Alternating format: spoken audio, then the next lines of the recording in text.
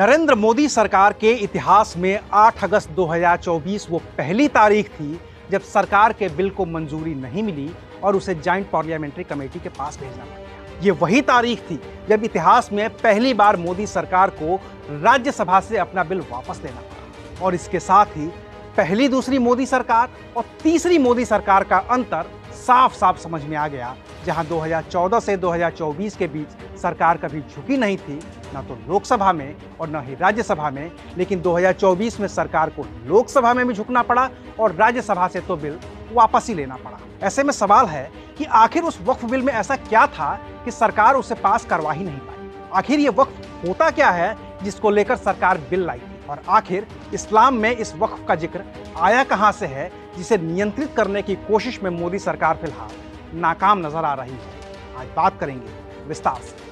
नमस्कार, मैं हूं अविनाश और आप देख रहे हैं अनकट। पहले भारतीय रेलवे, उसके बाद भारतीय सेना और उसके बाद तीसरे नंबर पर इस मुल्क में अगर किसी एक संस्था के पास सबसे ज्यादा संपत्ति है तो वो है वक्फ बोर्ड। पूरे देश में इतनी जमीन कि अगर उसे एक साथ कर दिया जाए तो देश की राजधानी दिल्ली जैसे कम से कम 3 शहर बसाए जा सकते हैं।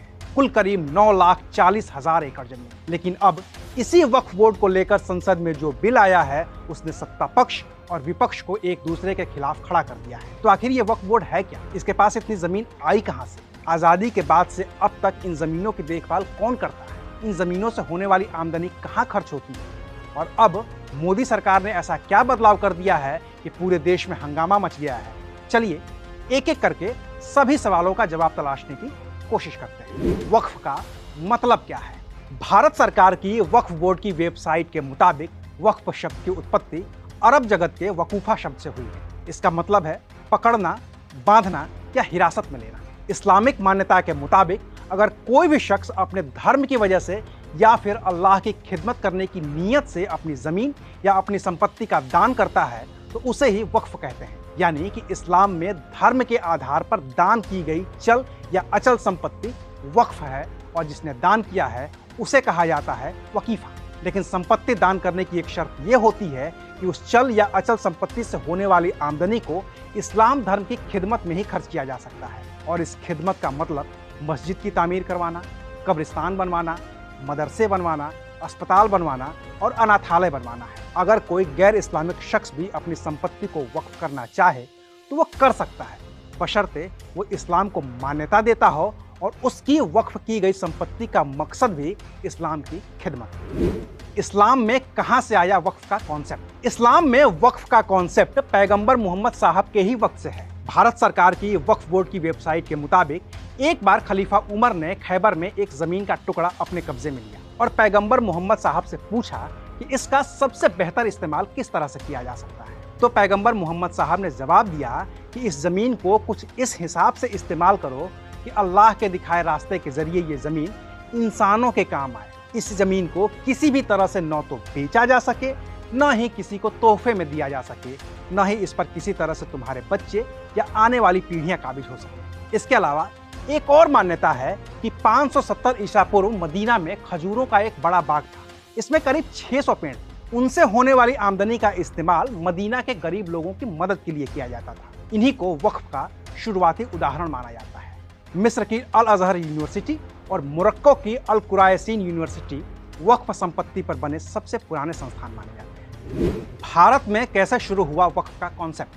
भारत में वक्फ की शुरुआत दिल्ली सल्तनत से मानी जाती है। ऐसा माना जाता है कि दिल्ली सल्तनत में सन 1173 के आसपास सुल्तान मुइजुद्दीन सैम गौर ने मुल्तान की जामा मस्जिद के लिए 2 गांव दिए थे और यहीं से भारत में वक्फ परंपरा की शुरुआत हुई। अंग्रेजी हुकूमत के दौरान वक्फ को खारिज कर दिया गया था, लेकिन आज़ादी के बाद भारत में बाकायदा कानून बनाकर वक्फ परंपरा को बरकरार रखा गया। सबसे पहले संसद ने 1954 में कानून बनाया, फिर उसमें संशोधन हुआ और 1995 में नरसिम्हा राव सरकार ने कानून में तब्दीली की और आखिरी बार साल 2013 में मनमोहन सिंह की सरकार में इतने बड़े बदलाव हुए कि वक्फ बोर्ड के पास अथाह ताकत आ गई और वहीं से परेशानी की शुरुआत हो गई। वक्फ संपत्ति की देखरेख कौन करता है?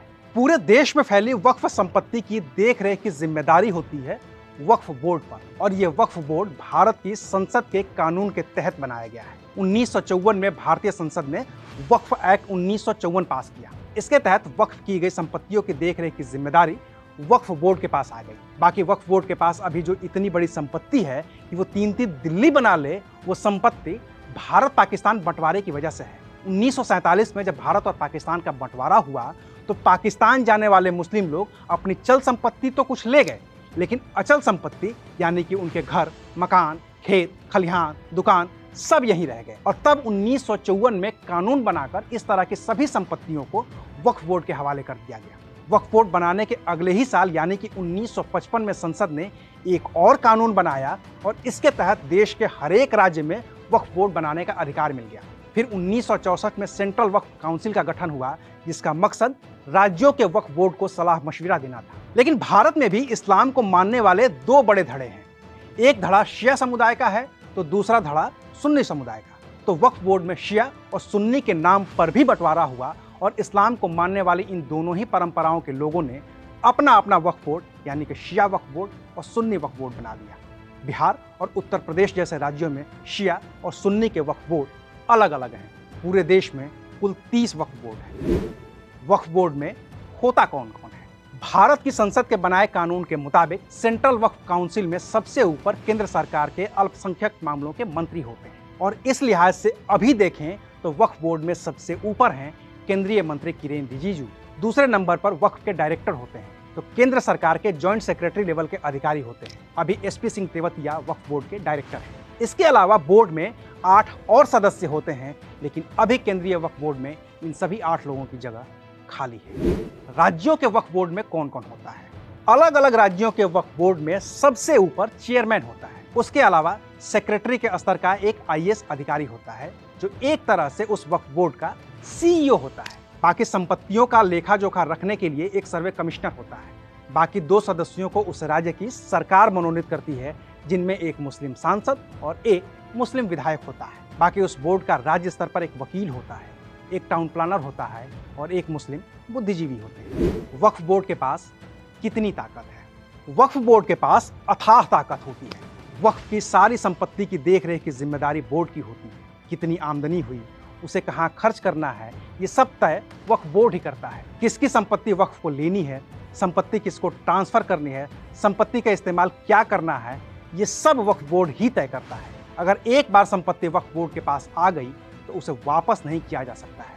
ये संपत्ति हमेशा हमेशा के लिए वक्फ की ही हो जाती है और इसको लेकर देश की किसी भी अदालत में कोई मुकदमा दायर नहीं हो सकता है। अगर वक्फ बोर्ड को ये लगता है कि कोई भी संपत्ति इस्लामिक कानूनों के मुताबिक वक्फ की है तो वक्फ की वो हो जाती है। अगर उस जमीन पर किसी का दावा है तो दावा किसी अदालत में नहीं बल्कि वक्फ बोर्ड के सामने ही करना पड़ता है, ट्रिब्यूनल में ही करना पड़ता है और अंतिम फैसले का अधिकार भी वक्फ बोर्ड का ही होता है। अगर हिंदू या कहिए कि गैर इस्लामिक शख्स की ज़मीन पर भी अगर वक्फ अपना दावा करे तो उस शख्स को वक्फ के पास जाकर ही ये साबित करना होता है कि ज़मीन उसकी है, वक्फ की नहीं। हालांकि वक्फ बोर्ड खुद भी ऐसी ज़मीन पर दावा कर सकता है जो 1947 के भारत पाकिस्तान बंटवारे से पहले वक्फ के नाम पर दर्ज हो या फिर 1954 में भारत सरकार की ओर से वक्फ को दे दी गई हो। कुल मिलाकर एक लाइन में कहें तो वक्फ बोर्ड एक ऐसा बोर्ड है जिसमें उसके खिलाफ भी अगर कोई बात हो तो उस पर फैसला उसे ही करना होता है।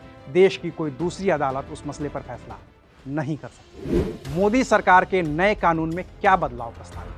मोदी सरकार में अल्पसंख्यक मामलों के मंत्री किरेन रिजिजू ने जो बिल संसद में पेश किया था उसमें वक्फ बोर्ड की असीमित ताकतों को सीमित करने का प्रावधान किया गया था। उदाहरण के तौर पर अब वक्फ बोर्ड में सिर्फ मुस्लिम ही नहीं बल्कि गैर मुस्लिम भी शामिल हो सकते हैं। वक्फ बोर्ड का सीईओ भी गैर मुस्लिम हो सकता है। अब वक्फ बोर्ड में 2 महिला सदस्यों को भी शामिल किया जाना अनिवार्य है। वक्फ बोर्ड को किसी भी संपत्ति पर अपना दावा करने से पहले उस दावे का वेरिफिकेशन करना होगा। अभी तक मस्जिद या इस तरह की कोई भी धार्मिक इमारत बने होने पर वो ज़मीन वक्फ की हो जाती थी, लेकिन अब मस्जिद बने होने के बावजूद उस ज़मीन का वेरिफिकेशन करवाना ही होगा। भारत सरकार की सीएजी के पास ये अधिकार होगा कि वो वक्फ बोर्ड का ऑडिट कर सके। वक्फ बोर्ड को अपनी संपत्ति को उस जिले के जिला मजिस्ट्रेट के पास दर्ज करवाना होगा ताकि संपत्ति के मालिकाना हक की जांच की जा सके।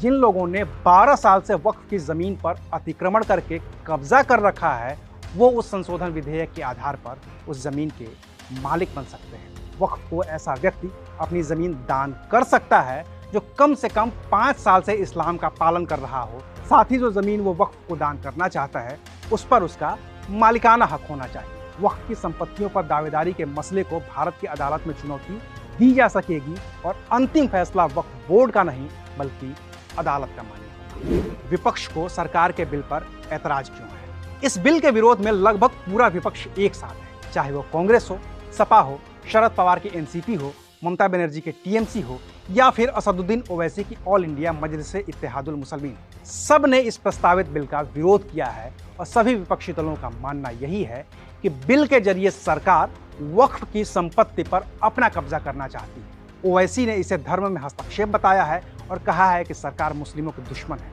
वहीं सपा मुखिया अखिलेश यादव ने वक्फ बोर्ड में गैर मुस्लिमों को शामिल करने पर ऐतराज जताया है। वहीं डीएमके की ओर से कनिमोझी का कहना है कि बिल सिर्फ मुस्लिम तबके को निशाना बनाने के लिए लाया गया है। विपक्ष के और भी तमाम दलों के तर्क कुछ यूं ही मिलते जुलते हैं कि अब इस बिल का भविष्य क्या होगा। तो विपक्ष के विरोध को देखते हुए इस बिल को खुद केंद्रीय मंत्री किरेन रिजिजू ने जेपीसी को भेजने का प्रस्ताव रखा है। यानी कि अब इस बिल की खूबियों और खामियों को देखने के लिए एक जॉइंट पार्लियामेंट्री कमेटी बनेगी जिसमें सभी दल के सदस्य होंगे और उसकी सिफारिशों के आधार पर ये तय होगा कि अब इस बिल का भविष्य क्या है। बाकी राज्यसभा से सरकार ने अभी बिल वापस ले लिया है। जब लोकसभा से बिल पास होगा तो वो राज्यसभा में भी आएगा, लेकिन तब तक के लिए करना होगा इंतजार। तो इंतजार करिए और देखते रहिए अनकट। शुक्रिया।